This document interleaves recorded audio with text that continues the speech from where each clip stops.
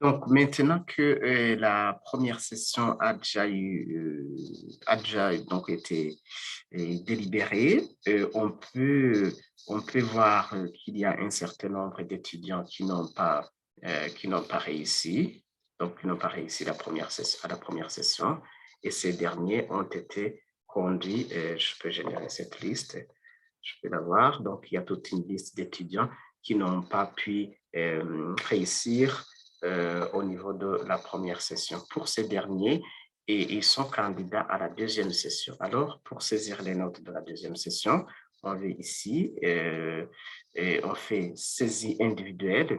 Voilà, je vais ici et après, je vais choisir la deuxième session et je vais voir la liste des cours qui sont auxquels il y a des candidats à la deuxième session. Donc, ça peut être tous les cours ou une partie.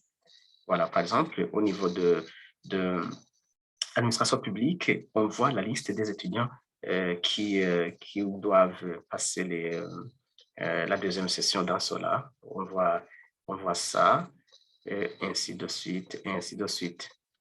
Voilà. Ils peuvent faire ça. On peut changer ses notes, mais malheureusement, on ne pourra pas délibérer tant que les inscriptions ne sont pas validées. Donc, bon, ce que je peux faire, je peux, par exemple, au niveau de finances publiques, je vais traiter les cas de Boukourou François. Donc, je lui donne 12 et Girou Kwisha Jean Bosco, je lui donne 10 par exemple. Donc, pour le premier, j'enregistre et pour le second, j'enregistre aussi. Voilà.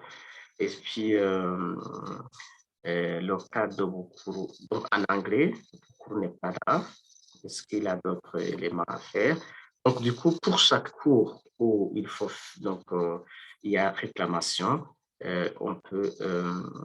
il faut venir ici saisir les notes de deuxième session. Donc, ça se fait comme pour la première session, sauf que euh, euh, il faut avoir choisi ici précisément que c'est la deuxième session.